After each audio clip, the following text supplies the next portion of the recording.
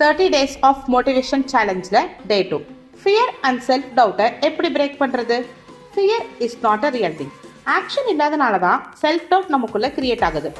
ஏதாவது ஒரு விஷயத்தை இம்ப்ளிமெண்ட் பண்ணணும்னு யோசிச்சுக்கிட்டு இருக்கிறத விட அதை உடனே இம்ப்ளிமெண்ட் பண்ணால் கான்ஃபிடன்ஸ் நமக்குள்ள தானாக பில்ட் ஆகும்.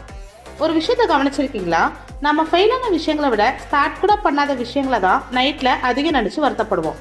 ஆனால் இங்கே ஃபெயிலியர் ஃபேஸ் பண்ணவங்க யாரும் புரோக்கன் ஆகலை, ட்ரை கூட பண்ணாதனால தான் வாழ்க்கை ஹெவி ஆகுது.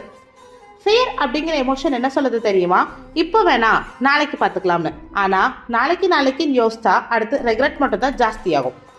கான்ஃபிடென்ஸ் வரணும்னு நம்ம வெயிட் பண்ணால் லைஃப் ஃபுல்லாக வெயிட் பண்ணுறதுலையே போயிடும். ஸோ இன்னைக்கு பர்ஃபெக்ட் ஸ்டெப் வேணால் ஒரு இம்பர்ஃபெக்ட் ஸ்டெப் போகுதுன்னு நினச்சிட்டு நம்ம நினைக்கிற விஷயங்களை உடனே இம்ப்ளிமெண்ட் பண்ணி பாருங்கள். ஃபியர் அப்படிங்கிற எமோஷன் நம்மளை பார்த்து பயந்து பின்னாடி போயிடும். முக்கியமாக ஃபியரை யாரும் ரெஸ்பெக்ட் பண்ணாதீங்க, அதை கடந்து போக பழகுங்க.